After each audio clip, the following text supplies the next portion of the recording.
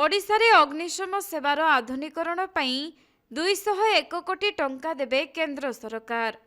तेबे केंद्र गृहमंत्री अमित शाहଙ୍କ अध्यक्षतार अनुष्ठित उच्चस्तरीय कमिटी बैठक में ओडिशा समेत छत्तीसगढ़ पश्चिमबंग अग्निशम सेवार आधुनिकरण एवं संप्रसारण पई मोट 725 कोटी 62 लाख टंका केंद्र सरकार अनुमोदन करिसेंती।